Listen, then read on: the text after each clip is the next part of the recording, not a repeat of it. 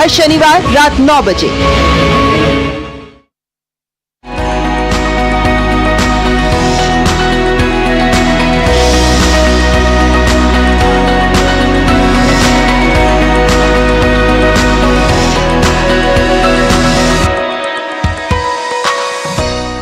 नमस्कार, मैं हूं शहला निगार और आप देख रहे हैं हमारा ये विशेष कार्यक्रम गुड न्यूज जज्बा इंडिया का।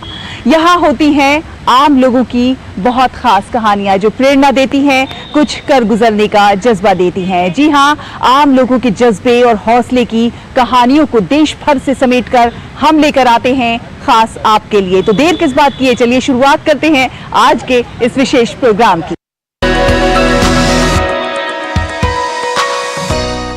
और अब आपको दिखाएंगे सेवा और समर्पण के जज्बे की एक खास कहानी। जी हाँ, आपको लेकर चलेंगे महाराष्ट्र और दिखाएंगे वहां से कि किस प्रकार आजकल की भाग दौड़ भरी जिंदगी में जब लोगों के पास अपनों को देने के लिए समय नहीं है, किस प्रकार एक बुजुर्ग महिला जरूरतमंदों की मदद कर रही हैं, और जबकि वो खुद एक गंभीर बीमारी से जूझ रही हैं, लेकिन उसके बावजूद सेवा का जज्बा ऐसा कि वो इसमें उन्होंने अपने आप को समर्पित कर दिया है।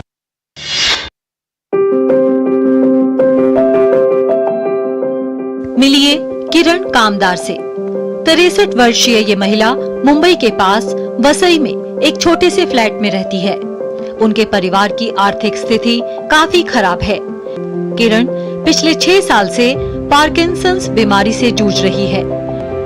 इन हालातों के बावजूद उनके परिवार में आज भी इंसानियत जिंदा है। 100 मरीजों को मुफ्त खिचड़ी खिलाने की ठान ली। महाराष्ट्र के पालघर में एक सरकारी अस्पताल में किरण रोजाना उनके लिए खिचड़ी बनाकर ले जाती है।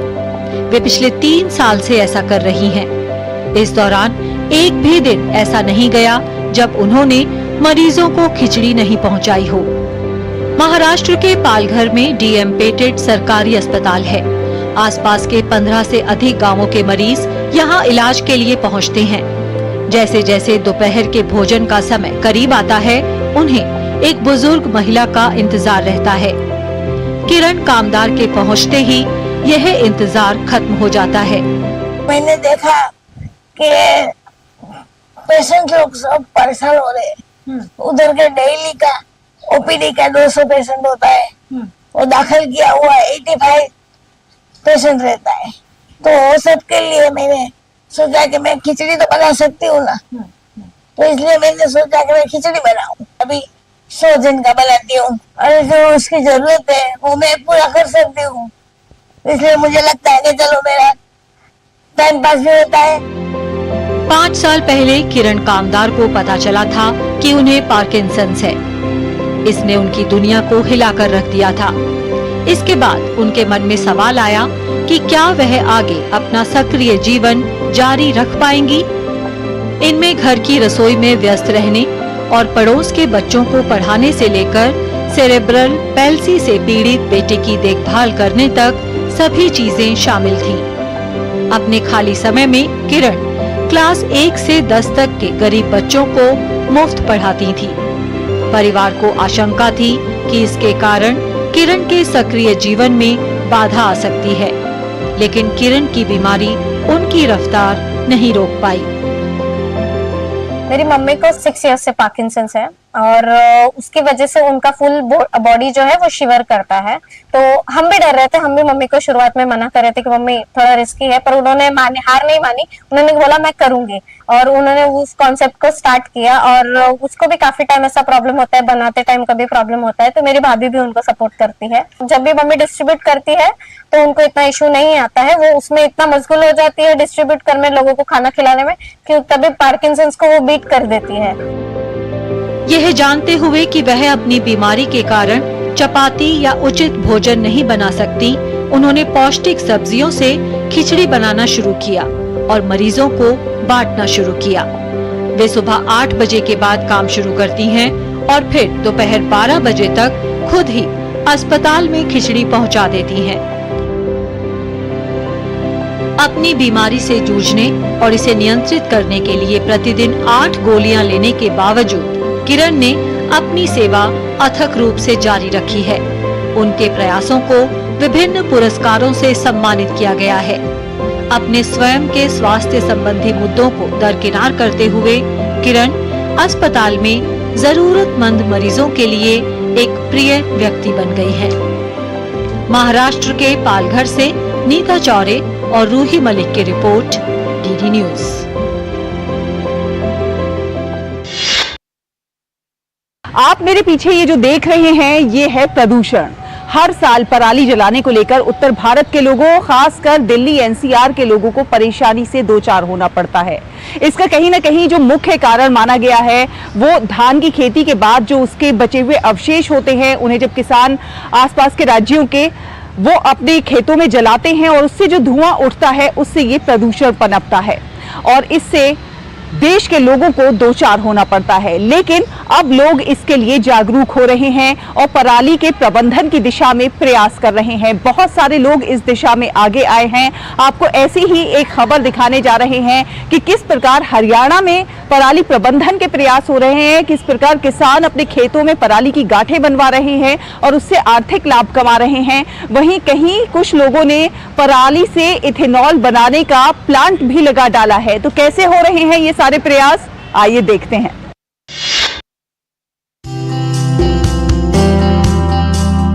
ये है पंचकुला स्थित रायपुरानी के गांव फिरोजपुर में MG metro chemical private limited का इथेनॉल प्लांट, जहां पराली से बिजली उत्पादन करने की कवायद शुरू हो गई है। एथेनॉल पेट्रोल का एक स्वस्थ विकल्प है। इससे पराली के साथ साथ पर्यावरण प्रदूषण से भी निजात मिलेगी। ये एथेनॉल प्लांट पराली की बिजली से चलाया जा रहा है। महज 10 से 15% का लक्ष्य लेकर उत्पादन किया जा रहा है। प्लांट में 7 मेगावाट प्रति घंटा बिजली पैदा की जा रही है। इसके लिए अंबाला और पंचकुला के किसानों से पराली खरीदी जा रही है, जिससे किसानों की आय में भी इजाफा हो रहा है। इससे हमने जो खेतों में पड़ी रहती थी, इसकी आग लगानी पड़ती थी, उससे प्रदूषण होता था। इससे कंपनी में ये चलो इससे कैसे काम आती है और जो हमारी आमदनी भी इससे होती है। इथेनॉल प्लांट में पराली को जलाकर बिजली का उत्पादन किया जाता है। यहाँ रोजाना करीब 250 क्विंटल पराली का प्रयोग बिजली उत्पादन व इथेनॉल बनाने में किया जाता है। इस पूरे प्लांट में प्रयोग होने वाली बिजली का उत्पादन भी यहीं किया जाता है। इससे किसानों की आमदनी तो बढ़ ही रही है, युवाओं को रोजगार के अवसर भी मिल रहे हैं। हमने अपना जो बॉयलर है वो प्योरली पराली के ऊपर ही डिजाइन करवाया है, ताकि जो पराली खेतों में जल जाती थी हम उसको इकट्ठा करें और एक साइंटिफिक तरीके से पर्यावरण को ध्यान में रखते हुए उसको जलाएं। और इससे हमको दो फायदे होंगे, एक तो जो पराली का धुआं उससे बचा जा सके और दूसरा किसान को भी पराली बेच के फायदा मिल सके। तो ये नजारा है गांव गदराना का, जहां के किसानों के सामने फसल अवशेषों का निपटान करना बड़ी चुनौती बना हुआ था। पहले पराली का निपटान करने के लिए किसान पराली में आग लगा देते थे, जिससे वायु प्रदूषण फैल जाता था। लेकिन अब फसल अवशेषों को निपटाने के लिए किसान दूसरे उपाय अपना रहे हैं। किसान पराली की गांठें बनाकर अवशेषों का निपटान कर रहे हैं। जो गांठें बना रहे हैं, इससे उपजाऊ शक्ति बढ़ती है भूमि की, और जो इससे धुएं से जो एलर्जी होती है, दमा सांस की दिक्कत होती है, उससे भी छुटकारा मिलता है। सभी किसानों को चाहिए कि ज़्यादा से ज़्यादा गांठें बनाएं, आग ना लगाएं अपने खेत में। पराली की गांठें बनाना सही है, प्रदूषण भी नहीं फैलता, इससे कोई परेशानी नहीं होती। किसान पराली की गांठें बनाकर और उसे बेचकर भी लाभ कमा रहे हैं। खेतों में जलने वाली पराली को वैज्ञानिक पद्धति के साथ पर्यावरण को ध्यान में रखकर जलाया जाए तो इसके दो फायदे होंगे। एक तो पराली का धुआं जो दिल्ली एनसीआर क्षेत्र गलघोट गैस चैम्बर में तब्दील हो जाता है, उससे निजात मिल पाए। दूसरा, किसानों की आमदनी में भी बढ़ोतरी हो पाए। सरकार भी इस ओर खास ध्यान रख रही है और आमजन भी इस दिशा में आगे आए हैं। गुड न्यूज जज्बा इंडिया के लिए गदराना से ब्यूरो इनपुट के साथ पंचकुला से सुमन शर्मा की रिपोर्ट, डीडी न्यूज। वक्त एक छोटे से ब्रेक का है, जल्द हाजिर होंगे कुछ और अच्छी खबरों के साथ। आप देखते रहिए गुड न्यूज जज्बा इंडिया का।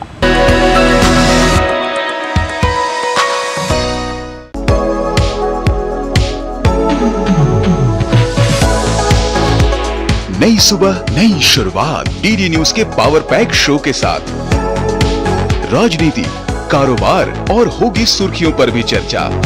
अखबारों की हेडलाइंस, खेल, सिनेमा सहित मिलेगी संपूर्ण खबर। देखिए नया सवेरा सोमवार से शुक्रवार सुबह 8 बजे डीडी न्यूज पर।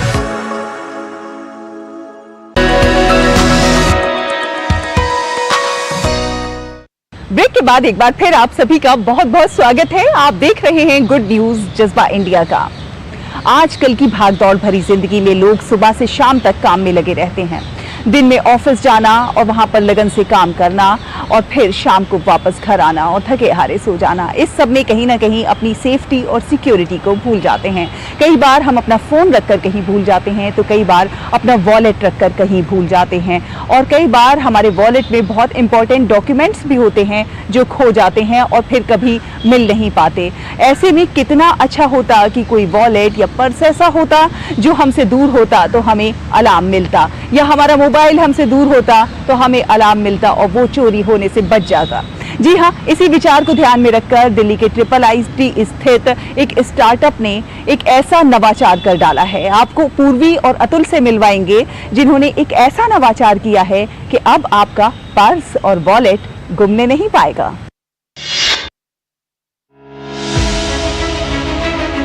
अक्सर मोबाइल और पर्स के खोने की खबरें सामने आती रहती हैं, खासतौर पर मेट्रोज और रेलवे और एयरपोर्ट जैसे भीड़ भाड़ वाले इलाकों में, और अपने खोए हुए सामान के मिलने की संभावना लगभग शून्य होती है। इन्हीं परेशानियों को देखते हुए IIIT दिल्ली स्थित एक स्टार्टअप ने एक ऐसा स्मार्ट वॉलेट तैयार किया है जो ना कभी गुमेगा और ना ही आपके मोबाइल को गुमने देगा। ये है मध्य प्रदेश के अतुल और दिल्ली की पूर्वी, जो साथ आए हैं एक खास नवाचार के लिए। ये नवाचार आपके लिए काफी फायदे का सौदा साबित हो सकता है।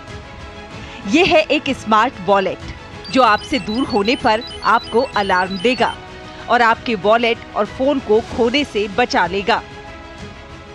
हमने ये वॉलेट बनाया है जो कि एंटी लॉस एंटी थेफ्ट है, जिसकी टेक्नोलॉजी यहाँ पे है। ये IoT टेक्नोलॉजी है और इस IoT टेक्नोलॉजी में ये जो बटन है इसको अगर हम प्रेस करते हैं, अगर आप देखेंगे इसको हम प्रेस करते हैं तो ये एक्टिवेट हो जाता है और सारे स्मार्ट वॉलेट के फीचर, चाहे एंटी लॉस एंटी थेफ्ट हो, चाहे कॉलिंग फीचर हो, रिंगिंग फीचर हो, सेल्फी फीचर हो, सब इसी से इनेबल होता है।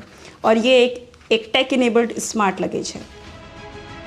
तकनीक की मदद से तैयार इन स्मार्ट प्रोडक्ट्स का मकसद है लोगों के जीवन को सुरक्षित, सरल और चिंता मुक्त बनाना।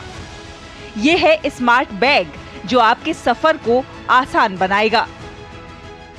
ये एक मैगजीन है जिसमें ओल्ड एज की बहुत सारी चीज़ों के बारे में जिक्र है। एक समय वो भी था जब लोग घर से बाहर सफ़र पर किसी काम के लिए निकलते थे तो बड़े बड़े ट्रंक्स लेकर निकलते थे सामान के लिए, चाहे वो लोहे के होते थे या लकड़ी के होते थे, और उसमें अपना सामान लेकर निकलते थे और कई बार बहुत सारी मुश्किलों का, दिक्कतों का भी सामना करना पड़ता था। लेकिन अब दौर बदल गया है। जी हाँ, अब आपको अपने सामान की फिक्र करने की ज़रूरत नहीं है। चाहे आप कहीं पर भी जाइए, आपका सामान खुद आपको फॉलो करेगा, आपका लगेज खुद आपके पीछे पीछे आएगा। जी हाँ, ये है हमारे देश की युवा शक्ति और ये है हमारे देश के युवा शक्ति का जो मस्तिष्क है और उसके द्वारा किए गए नवाचार जो कि देश का नाम पूरी दुनिया में रोशन कर रहे हैं। दरअसल कुछ साल पहले अतुल के साथ हुई एक घटना ने उन्हें कुछ ऐसा बनाने का विचार दिया जिससे लोगों का सफर आसान हो सके।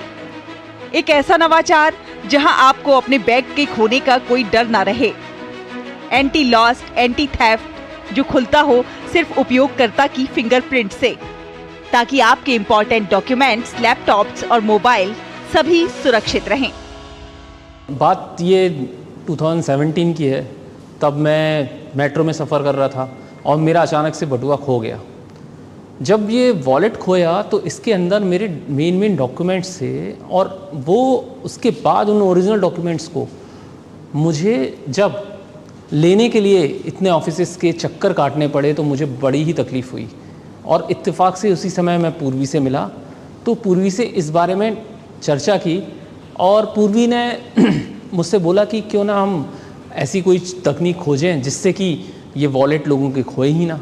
तो इस तरीके से मेरे इस विचार से हमें प्रेरणा मिली कि हम इस प्रोडक्ट को बनाएं। वॉलेट तो सबसे पहले हमने बनाया, जिसको 2 सालों तक लोगों को नॉलेज दी, लोगों को समझ में आया और लोगों ने अच्छा रिस्पांस दिया।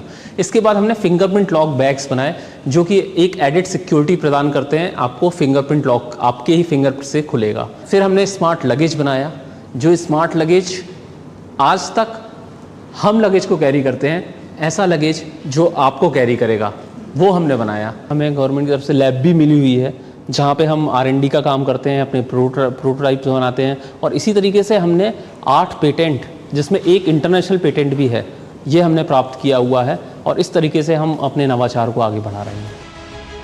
पेटेंटेड और सर्टिफाइड ये प्रोडक्ट्स उच्चतम गुणवत्ता के होने के कारण अंतर्राष्ट्रीय स्तर पर कॉम्पिटिट भी कर रहे हैं। अतुल और पूर्वी के नवाचार को सपोर्ट मिला है ministry of electronics and information technology का। हमें government of India, ministry of electronics and IT का बहुत बड़ा सपोर्ट मिला है, जिनके कारण से लैब फैसिलिटीज़ प्रोवाइड की गई हैं और हमने 8 पेटेंट फाइल की हैं।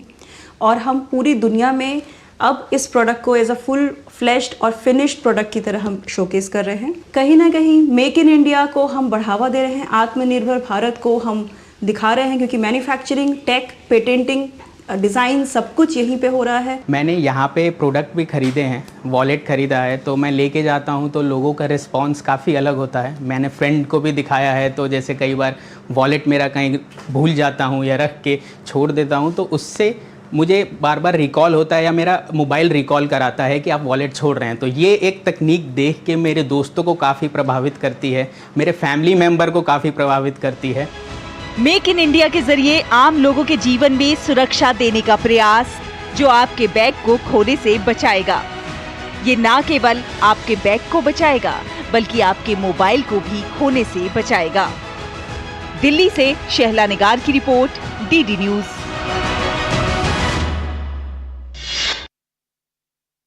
तो है ना ये नवाचार अपने आप में बहुत खास। और चलिए अब आपको लेकर चलते हैं हिमाचल प्रदेश और वहाँ के कुछ छात्रों के नवाचारों से भी रूबरू कराते हैं। छोटे छोटे से इन छात्रों ने चूल्हे का एक नया मॉडल तैयार किया है। मॉडल अपने आप में बहुत खास है, जो कम ईंधन में ज्यादा पकवान तैयार करके दिखाएगा।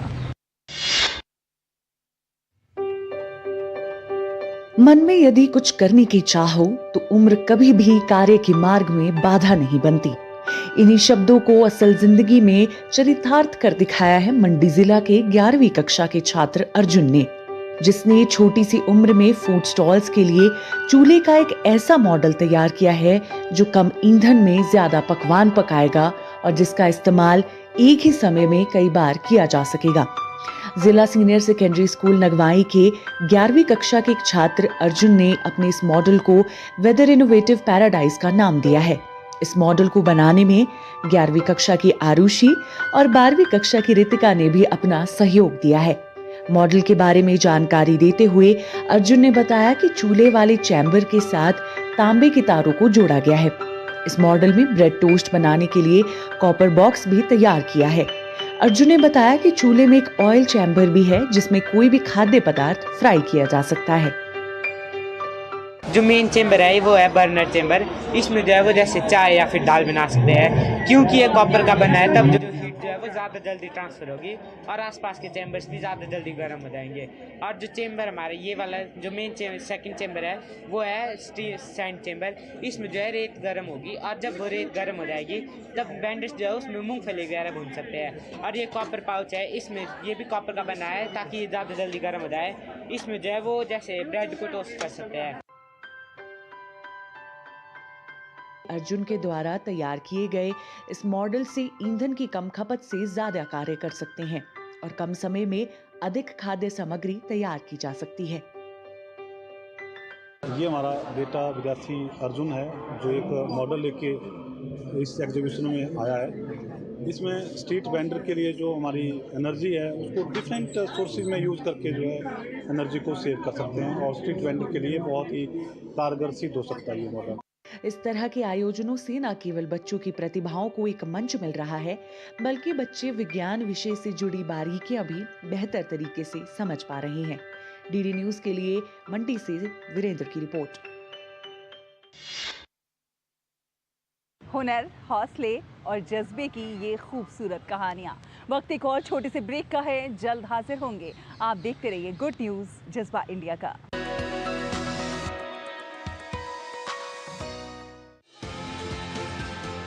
भारत का वैभवशाली इतिहास, हमारी समृद्ध कलाएं, सदियों से हैं हमारी पहचान।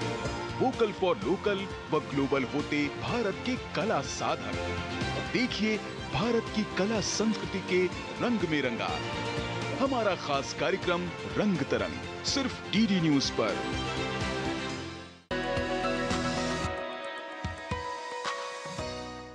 ब्रेक के बाद एक बार फिर आप सभी का बहुत बहुत स्वागत है। आप देख रहे हैं गुड न्यूज जज्बा इंडिया का। रेलवे यातायात एक ऐसी सुविधा है जिसमें रोजाना लाखों लोग सफर करते हैं। लोग सुरक्षित रहें, लोगों का सामान सुरक्षित रहे, इसके लिए रेलवे प्रोटेक्शन फोर्स के लोग दिन रात काम करते हैं। आज आपको रेलवे प्रोटेक्शन फोर्स की ऐसी ही एक ऑपरेशन से मिलवाने जा रहे हैं। ऑपरेशन अमानत है और ऑपरेशन नन्हे फरिश्ते, जिसके ज़रिए ये लोग बच्चों को कैसे सुरक्षित रखा जा सके, बच्चों के सामान को कैसे सुरक्षित रखा जा सके, इसके लिए प्रयास कर रहे हैं।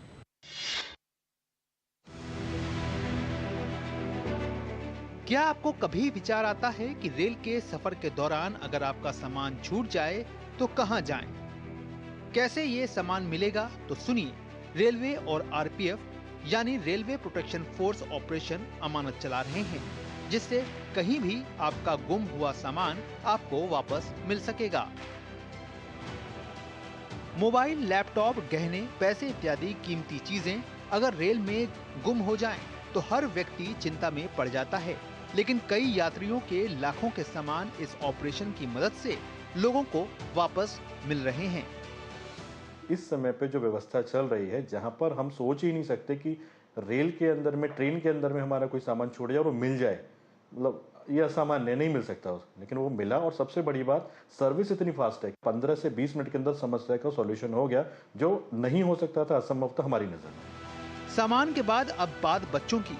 अक्सर सफर के दौरान बच्चे गुम हो जाते हैं, या यूं कहें कि गुमराह कर उन्हें ले जाया जाता है। तो आरपीएफ की टीम सतर्क रहकर नन्हे फरिश्ते ऑपरेशन के साथ इन बच्चों की सुरक्षा में काम कर रही है।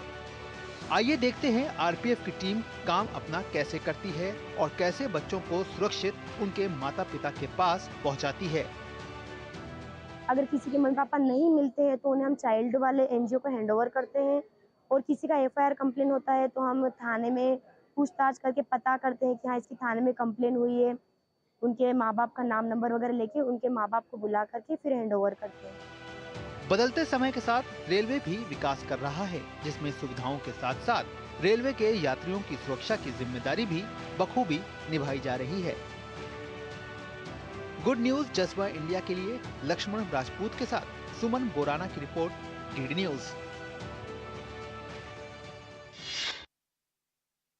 हर किसी की कोशिश यही होनी चाहिए कि कैसे हम अपनी ज़िंदगी के साथ साथ दूसरों के जीवन को भी आसान बना सकें। बहुत सारे लोग इस दिशा में प्रयास कर रहे हैं, जो लोगों के जीवन को आसान बनाने के लिए काम कर रहे हैं, एक दूसरे के लिए मदद के हाथ आगे बढ़ा रहे हैं, ऐसे ऐसे नवाचार कर रहे हैं जिससे लोगों का जीवन आसान बन सके। आपसे भी अनुरोध है कि आप भी कुछ ना कुछ अच्छा करते रहिए, खास करते रहिए, देश और समाज के विकास में अपना योगदान ज़रूर दीजिए। अगले हफ्ते फिर होगी आपसे मुलाकात कुछ और अच्छी कहानियों के साथ।